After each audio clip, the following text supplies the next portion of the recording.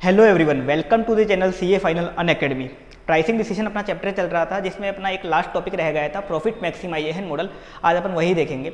अगर आपको CA final की सभी क्लासेस की लाइव क्लासेस देखनी है अनअकैडमी पे तो आपको अनअकैडमी प्लस का सब्सक्रिप्शन लेना होगा। उसके लिए आपको अनअकैडमी लर्निंग ऐप इंस्टॉल करना होगा और उसमें आपको सीए फाइनल का प्लस सब्सक्रिप्शन लेना होगा, जो यहाँ पे आप अपनी रिक्वायरमेंट के अकॉर्डिंग 1 मंथ का, 3 मंथ का, 12 मंथ्स का अपनी रिक्वायरमेंट के अकॉर्डिंग ले सकते हो और जिसमें आप सभी सब्जेक्ट की लाइव क्लासेस देख सकते हो, लाइव डाउट ट्रेस वगैरह कर सकते हो। अगर आप मेरा referral code Atul CA use करते हो तो आपको 10% का ऑफ मिल जाएगा। तो जो आज का अपना लेक्चर रहने वाला है प्राइसिंग डिसीजन में अपना लास्ट टॉपिक है प्रॉफिट मैक्सिमाइजेशन मॉडल। इसमें अपन निकालेंगे ऑप्टिमम सेलिंग प्राइस, मतलब कौन सी सेलिंग प्राइस आपके बिजनेस के लिए बेस्ट रहेगी, मतलब ऐसी सेलिंग प्राइस जिसमें आपके बिजनेस का मैक्सिमम टोटल प्रॉफिट आ जाएगा, जिसमें आपके बिजनेस का टोटल प्रॉफिट क्या हो जाएगा, मैक्सिमम हो जाएगा। वो सेलिंग प्राइस अपन इसमें निकालेंगे प्रॉफिट मैक्सिमाइजेशन मॉडल।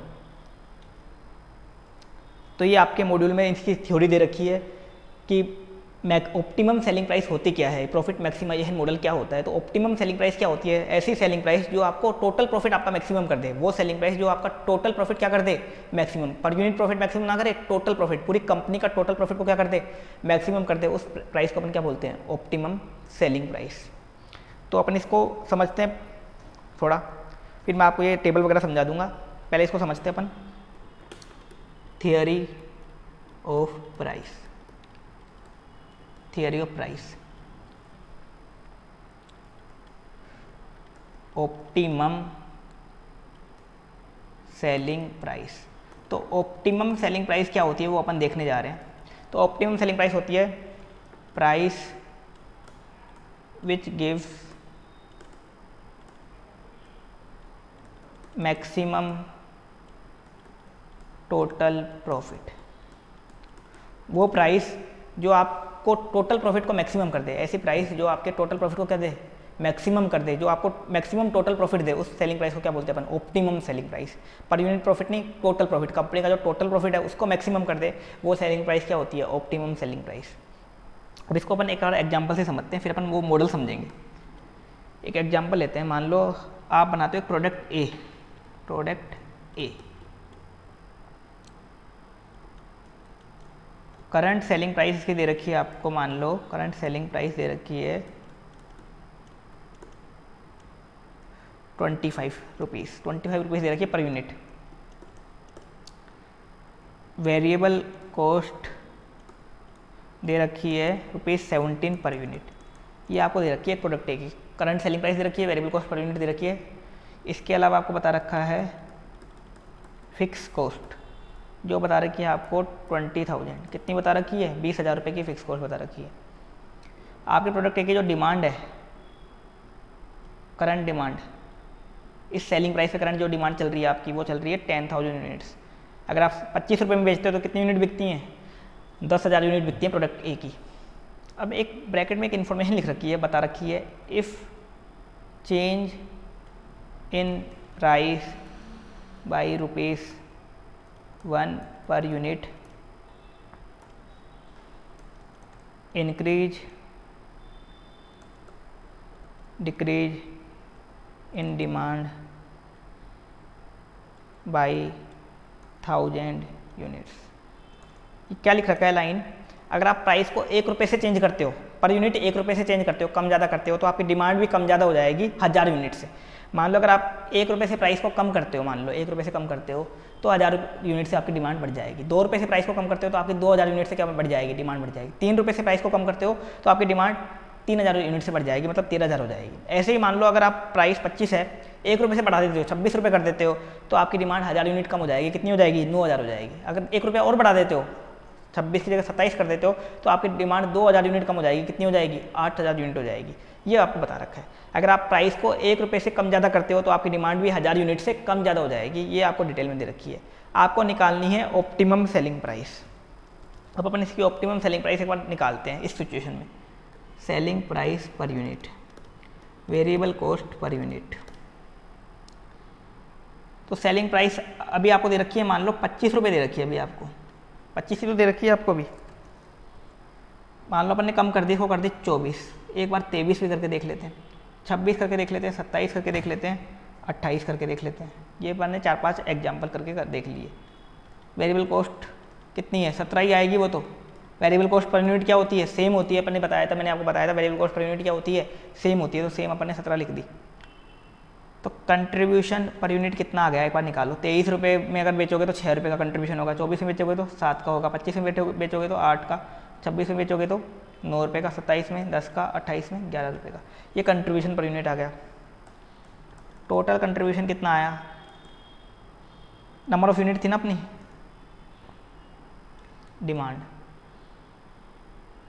मतलब 25 पे कितनी डिमांड थी, 25 की सेलिंग प्राइस पे थी डिमांड 10,000 यूनिट की। कितनी थी, 10,000 यूनिट की डिमांड थी। 1 रुपये से कम कर दिया तो कितनी डिमांड हो जाएगी, 1000 यूनिट से बढ़ जाएगी। मैंने बताया था 1 रुपये से कम ज़्यादा करोगे तो डिमांड 1000 यूनिट से चेंज होगी। 1 रुपये से और कम किया तो डिमांड 1000 यूनिट से और बढ़ जाएगी। 1 रुपये से सेलिंग प्राइस बढ़ा दी तो डिमांड 1000 यूनिट से कम हो जाएगी। एक और बढ़ाई तो 8000 हो जाएगी, एक और बढ़ाई तो 7000 हो जाएगी। ये आपकी डिमांड हो जाएगी। अब निकाल लो आप टोटल कंट्रीब्यूशन कितना आ जाएगा। 6 रुपये पर यूनिट है, 12000 की डिमांड है तो 72000 आ जाएगा पहले केस में। दूसरे में कितना आ जाएगा, 77,000। तीसरे में कितना आ जाएगा, 80,000। चौथे में 9 × 9,000 81,000। इसमें 80,000, इसमें 77,000। ये आपका कंट्रीब्यूशन आ गया। फिक्स कॉस्ट कितनी लग रही है आपकी, देख लो 20,000। फिक्स कॉस्ट हमेशा टोटल में सेम होती है, मैंने आपको बताया था फिक्स कॉस्ट टोटल में क्या होती है, सेम होती है। तो सभी केस में सेम लगेगी ये तो फिक्स कॉस्ट निकाल ली।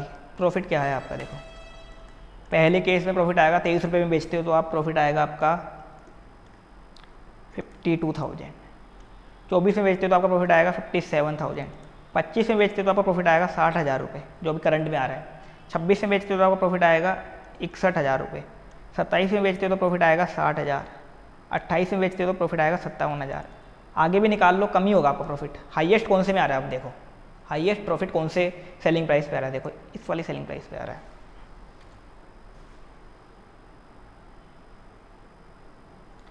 तो इस क्वेश्चन में 26 रुपये क्या है, 26 रुपये क्या है, ऑप्टिमम सेलिंग प्राइस। इस एग्जाम्पल में 26 रुपये क्या है, ऑप्टिमम सेलिंग प्राइस। इसने आपके प्रॉफिट को मैक्सिमाइज किया है, सबसे ज़्यादा प्रॉफिट इसी में आ रहा है। अभी करंट प्राइस क्या थी आपकी, करंट प्राइस 25 रुपये थी। 25 रुपये में प्रॉफिट कितना आ रहा है, 60,000 ही आ रहा है। लेकिन 26 में कितना आ रहा है, 61,000। तो आपके लिए ऑप्टिमम सेलिंग प्राइस क्या है, 26 रुपये पर यूनिट। ये आपकी है ऑप्टिमम सेलिंग प्राइस। 26 रुपये पर यूनिट पे आपका प्रॉफिट क्या हो रहा है, मैक्सिमम हो रहा है, 61,000 का प्रॉफिट आ रहा है। तो इस वाले केस में ऑप्टिमम सेलिंग प्राइस कितनी हो गई, 26 रुपये।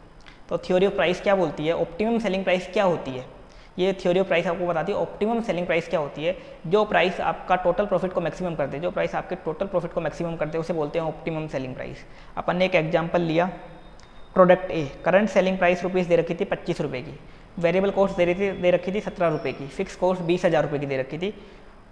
25 रुपये की सेलिंग प्राइस पे आपकी जो डिमांड थी वो थी 10,000 यूनिट की। 10,000 यूनिट की आपकी डिमांड थी। एक इन्फॉर्मेशन दे रखी थी, अगर आप प्राइस को 1 रुपये से कम ज़्यादा करते हो तो आपकी डिमांड 1000 यूनिट से कम ज़्यादा हो जाती है। ये आपको इन्फॉर्मेशन दे रखी थी, एडिशनल इन्फॉर्मेशन। इसके बेस पे आपको सेलिंग प्राइस निकालनी थी। तो अपन ने कम करके देखा, कम ज़्यादा करके देखा सेलिंग प्राइस को, आपका प्रॉफिट निकाला अपन ने। तो प्रॉफिट हाईएस्ट कौन सी सेलिंग प्राइस पे आया, 26 रुपये पे हाईएस्ट आया, 61,000। तो 26 रुपये क्या है आपके लिए, ऑप्टिमम सेलिंग प्राइस। 26 रुपये क्या है आपके लिए, ऑप्टिमम सेलिंग प्राइस। तो ये होती है ऑप्टिमम सेलिंग प्राइस।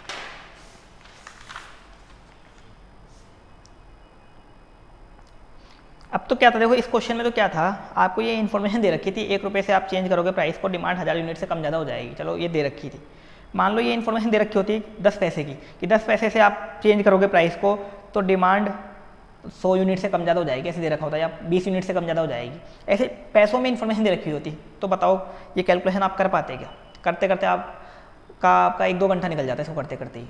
आपको कितना लंबा टेबल बनानी पड़ती, मतलब 10 पैसे का चेंज दे रखा होता, 20 पैसे का चेंज दे रखा होता, 5 पैसे का चेंज दे रखा होता। तो इस क्वेश्चन को आप इस टाइप से जैसे अपने किया है इस टाइप से कर पाते क्या? इस टाइप से करना पॉसिबल नहीं हो पाता, क्योंकि फिर आपको ये बहुत लंबा बनाना पड़ता। 23 रुपये 10 पैसे, 23 रुपये 20 पैसे, 24 रुपये 10 पैसे, 24 रुपये 20 पैसे, 24 रुपये 30 पैसे, ऐसे पता नहीं कितना बन जाता वो। तो ये कैलकुलेशन पॉसिबल नहीं हो पाती। तो इसका शॉर्टकट तरीका होता है प्रॉफिट मैक्सिमाइजेशन मॉडल। इसको निकालने का, इस 26 रुपये को निकालने का शॉर्टकट तरीका क्या है? Profit maximisation model. ये तो एक बेसिक तरीका है, अपन ने अज्यूम करके सेलिंग प्राइस लिख दी 23, 24, 25, 26, 27। अब आपको इन्फॉर्मेशन यहाँ तो 1 रुपये की दे रखी थी, काफ़ी कम दे रखी थी, छोटे मात्रा में इन्फॉर्मेशन दे रखी होती 10 पैसे 5 पैसे में, तो ये टेबल तो पता नहीं कितनी लंबी बन जाती, 23 की कितनी लंबी टेबल बन जाती है, उससे आपको पता चल जाएगा। तो लंबी टेबल बन जाती तो पॉसिबल नहीं था इसके अकॉर्डिंग निकालना। तो इसका शॉर्टकट तरीका आपको दे रखा है प्रॉफिट मैक्सिमाइजेशन मॉडल। उस शॉर्टकट तरीके को क्या बोलते हैं? इस 26 रुपये को अपन निकालेंगे ना, इसके शॉर्टकट तरीकों को क्या बोलते हैं? Profit maximisation model. अब वही तरीका अपन देखने जा रहे हैं, profit maximisation model. Profit maximisation model कि ये 26 रुपये अपन शॉर्टकट तरीके से कैसे निकाले, तो ये सिखाता है अपन को प्रॉफिट मैक्सिमाइजेशन मॉडल। ये बताता है अपन को, ये बोलता है profit is maximum at marginal revenue equals to marginal cost. ये क्या बोलता है? प्रॉफिट मैक्सिमाइजेशन मॉडल, प्रॉफिट उस पॉइंट में मैक्सिमम होगा जब आपका मार्जिनल रेवेन्यू मार्जिनल कॉस्ट के इक्वल हो जाएगा। ये क्या बोलता है प्रॉफिट मैक्सिमाइजेशन मॉडल? प्रॉफिट कौन से पॉइंट पे मैक्सिमम होगा? जब आपका मार्जिनल रेवेन्यू मार्जिनल कॉस्ट के इक्वल हो जाएगा। मार्जिनल रेवेन्यू क्या होता है अभी अपन निकालेंगे। मार्जिनल कॉस्ट का मतलब होता है variable cost. Profit maximisation model क्या बोलता है? प्रॉफिट उस पॉइंट पे मैक्सिमम हो जाएगा जब आपका मार्जिनल रेवेन्यू मार्जिनल कॉस्ट के इक्वल हो जाएगा। जब आपका मार्जिनल रेवेन्यू किसके इक्वल हो जाएगा? मार्जिनल कॉस्ट के। मार्जिनल कॉस्ट मतलब वेरिएबल कॉस्ट। मार्जिनल कॉस्ट मतलब वेरिएबल कॉस्ट, जो उस क्वेश्चन में कितनी दे रखी है? 17 रुपये दे रखी है ना, वो होती है। अब मार्जिनल रेवेन्यू क्या होता है ये भी देखते हैं। उससे पहले सेलिंग प्राइस फॉर्मूला देखते हैं। जो आप 26 रुपये निकालोगे वो कैसे निकालोगे, कौन से फॉर्मूले से निकालोगे? तो उसका फॉर्मूला दे रखा है इन्होंने, P equals to A minus B Q. क्या दे रखा है? P equals to A minus B Q, where P equals to selling price, P equals to optimum selling price, A equals to price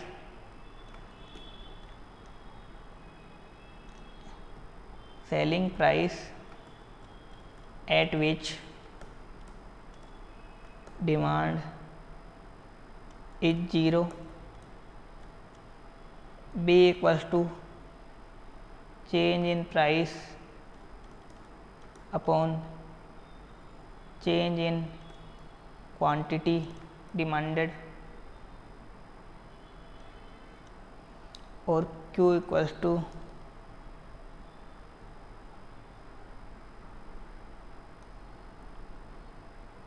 quantity demanded. देखो formula क्या है selling price निकालने का।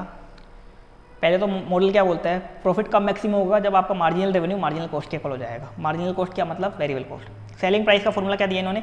P equals to A minus B Q. A minus B Q. P का मतलब क्या हुआ? Optimum selling price. जो उस क्वेश्चन में कितनी आई थी? 26 रुपये आई थी, वो क्या है? P।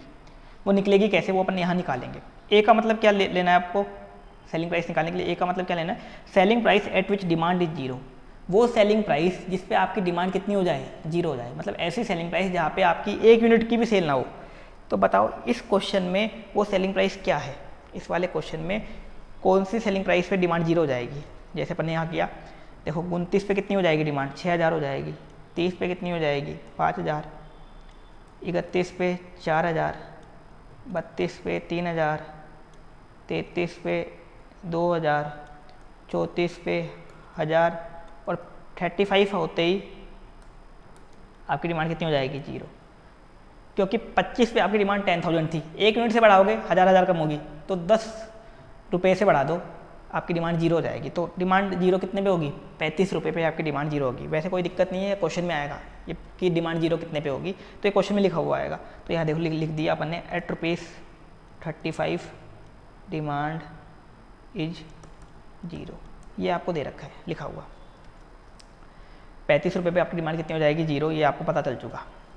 तो ए क्या होता है, वो सेलिंग प्राइस जिस पे डिमांड जीरो हो जाएगी। बी क्या होता है, चेंज इन प्राइस, कितने से चेंज प्राइस को करोगे जिससे आपकी क्वांटिटी चेंज होगी। तो अपन उस एग्जांपल में कितने से प्राइस चेंज कर रहे हैं, देखो 1 रुपये से चेंज कर रहे हैं और क्वांटिटी कितने से चेंज हो रही है, 1000 यूनिट से। कितने से हो रही है, 1000 यूनिट से। तो इस केस में बी क्या आ गया, 1/1000, यही आ गया ना 1/1000। ए कौन सी सेलिंग प्राइस पे डिमांड जीरो होगी, अपन ने निकाला था 35 पे। ए और बी तो आपके पास आ गए।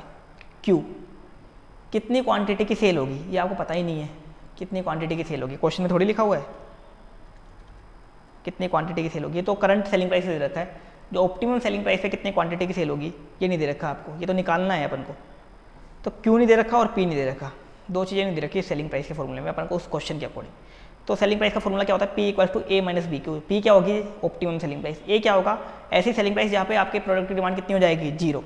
बी का मतलब क्या होगा, change in price upon change in quantity. Change in price मतलब कितने से प्राइस को चेंज करोगे जिससे क्वांटिटी का चेंज आएगा। तो 1 से प्राइस को चेंज कर रहे हैं अपन उस एग्जाम्पल के अकॉर्डिंग, डिवाइड बाई 1000, ये आपका बी आ गया। क्यू हो गया क्वांटिटी डिमांडेड। अब अपन आगे इसमें करते हैं मार्जिनल रेवेन्यू। मार्जिनल रेवेन्यू देखा था ना अपन ने, उसका फॉर्मूला होता है ए माइनस 2BQ। क्या फॉर्मूला होता है, ए माइनस 2BQ। मार्जिनल रेवेन्यू का फॉर्मूला क्या होता है, ए माइनस 2BQ। ये होता है मार्जिनल रेवेन्यू का। अब मार्जिनल रेवेन्यू का ये फॉर्मूला होता है ए माइनस 2BQ। इसको किसके इक्वल कर दो, equals to variable cost. Variable cost के इक्वल कर दो ए माइनस 2BQ को। यही तो था marginal revenue equals to marginal cost, आपका प्रॉफिट मैक्सिमम हो जाएगा। ए क्या था, selling price at which demand is zero. ऊपर वाले क्वेश्चन में कौन से प्राइस पे डिमांड जीरो हो रही है, 35 पे, तो 35 ए ले लिया, माइनस 2। बी क्या था, change in price upon change in quantity. कितने से प्राइस चेंज करने से आपकी क्वांटिटी चेंज हो रही है, 1 से प्राइस चेंज करोगे तो 1000 से क्वांटिटी चेंज हो रही है, ये भी अपन ने ले लिया। क्यों आपको पता नहीं है, क्यों लिख दिया अपन ने। वेरिएबल कॉस्ट क्या थी क्वेश्चन में, देखो वेरिएबल कॉस्ट कितनी थी, 17 रुपये आ रही थी, 17 रुपये लिख दी। इसको सोल्व कर लो, क्यों आ जाएगा, तो कितना आएगा 35 minus 2/1000 Q equal to 70। Solve करो इसको, क्यों आ जाएगा आपका,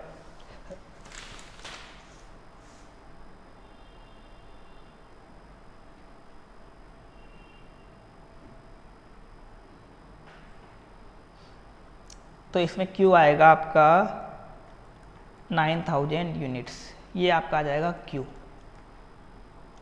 ये क्यू आ गया। अब आपको निकालनी है optimum selling price, P equals to A minus B Q. P का फॉर्मूला यही तो था, P मतलब optimum selling price equals to, A का मतलब क्या था 35 था, बी का मतलब क्या था 1/1000 था, और क्यू का मतलब कितना आया 9000। यही तो, इसको सोल्व कर लो।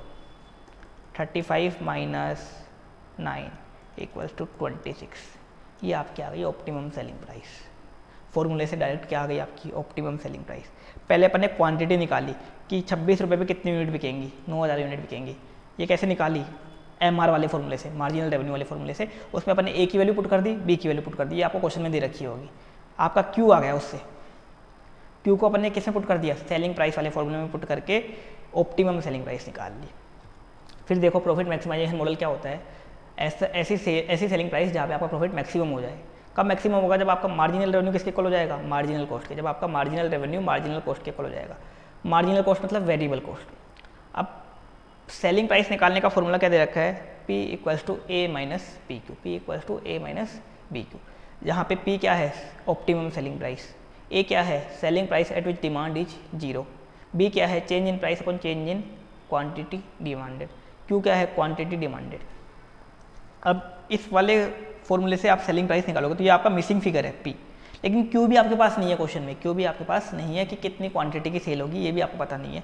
तो सबसे पहले अपन क्यू निकालेंगे, कैसे निकालेंगे, जो अपन ने ऊपर फॉर्मूला पढ़ा ना marginal revenue equals to marginal cost, इसको लगा के अपन ने क्या निकाला A minus 2BQ equals to variable cost. क्योंकि मार्जिनल रेवेन्यू का मतलब क्या होता है ए माइनस 2BQ, ये होता है मार्जिनल रेवेन्यू का फॉर्मूला।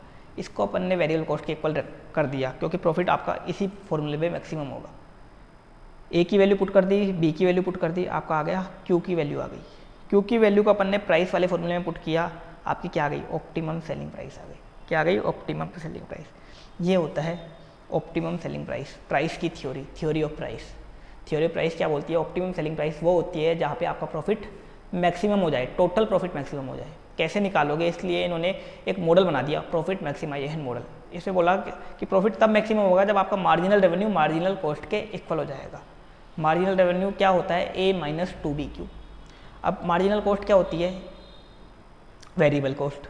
इसके बाद अपन ने देखा सेलिंग प्राइस का फॉर्मूला क्या है, ऑप्टिमम सेलिंग प्राइस निकालने का फॉर्मूला उन्होंने दिया P equals to A minus B Q. P equals to A minus B Q. P का मतलब क्या, ऑप्टिमम सेलिंग प्राइस। ए का मतलब price at which demand is zero. B का मतलब change in price upon change in quantity. Q का मतलब कितनी क्वांटिटी की सेल होगी, क्वांटिटी डिमांडेड। ये अपन ने इसमें देखा। अपन ने सबसे पहले मार्जिनल रेवेन्यू निकाल के क्वांटिटी निकाल ली, क्वांटिटी निकाल के अपन ने प्राइस के फॉर्मूले में पुट कर दिया। प्राइस के फॉर्मूले में पुट करते ही आपकी ऑप्टिमम सेलिंग प्राइस आ गई बिना ये कैलकुलेशन करे। इसमें तो अपन को ये कैलकुलेशन करनी पड़ी थी, इसमें अपन को 2 फॉर्मूले लगा के अपन ने क्या निकाल दी, ऑप्टिमम सेलिंग प्राइस निकाल दी। अब आपको क्वेश्चन में कोई सा भी केस दे दे, कितना भी छोटा केस दे दे, आप आराम से ये फॉर्मूला लगा के निकाल सकते हो। बस 2 फॉर्मूले लगाने पड़ेंगे, आपका क्वेश्चन सोल्व हो जाएगा।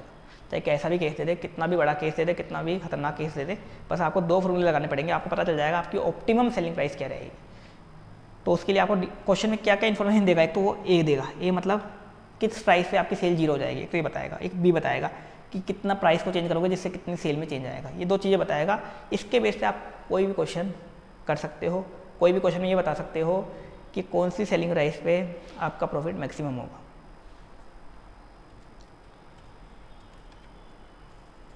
इसका क्वेश्चन भी आया था May 19 एग्जाम में, प्रॉफिट मैक्सिमाइजेशन मॉडल का।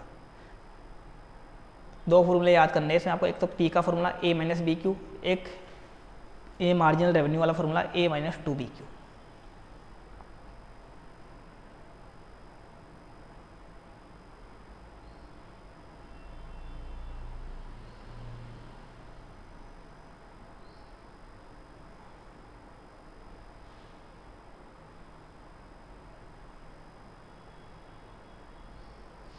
तो ये था प्रॉफिट मैक्सिमाइजेशन मॉडल। एक बार इंस्टीट्यूट ने जो लिख रखा है वो एक बार देख लेते हैं। देखो थ्योरी ऑफ प्राइस में क्या बोल रखा है, optimum price at that price which yields the maximum profit. जो मैंने लिखवाया वही यहाँ बोल रखा है, जो आपको मैक्सिमम प्रॉफिट देती है वो होती है ऑप्टिमम प्राइस। इसके बाद इन्होंने आगे इसको समझा रखा है, ये एक चार्ट बना के, टेबल बना के आपको समझा रखा है कि ऑप्टिमम सेलिंग प्राइस कौन सी रहती है, कहाँ आपका मार्जिनल रेवेन्यू आएगा, कहाँ आपकी मार्जिनल कॉस्ट आएगी, उसके अकॉर्डिंग आपको प्राइस निकाल के समझा रखा है इन्होंने।